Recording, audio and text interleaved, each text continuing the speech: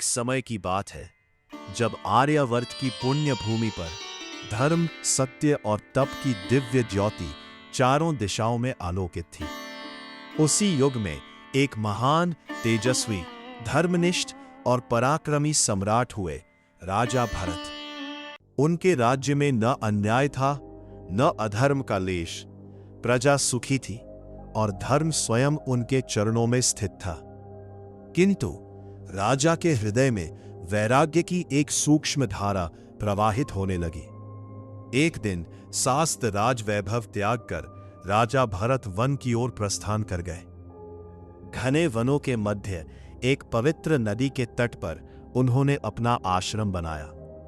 वहां वे दिन रात ध्यान, जप और ईश्वर चिंतन में लीन रहने लगे। उनका मन निर्मल हो चुका था।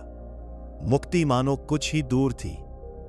एक दिन प्रकृति के उस शांत आंगन में एक भयभीत गर्भवती हिरणी जल पीने आई।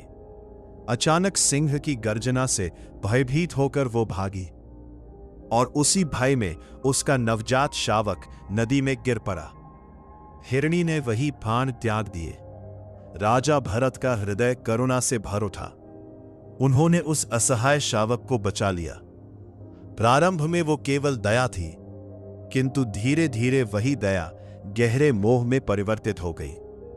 अब राजा का ध्यान साधना से हटकर उस हिरण में लग गया। वो उसके साथ खेलते, उसकी चिंता करते और दिन रात उसी में लीन रहने लगे।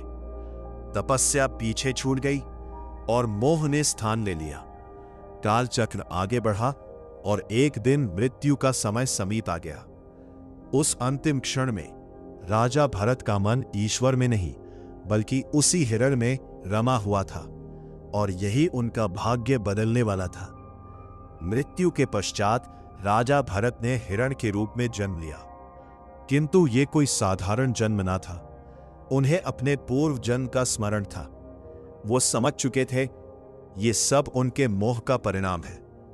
उसके पश्चात उन्होंने पुनः मनुष्य रूप में जन्म लिया, जिसे संसार ने जड़ भरत कहा। इस जन्म में उन्होंने पूर्ण मौन अपनाया, किसी से कोई लगाव न रखा और केवल आत्मज्ञान में स्थित रहे। अंततः उन्होंने मोक्ष को प्राप्त किया। जिससे तुम सबसे अधिक जुड़े हो वो तुम्हारे अगले मार्ग का निर्धारण करता है।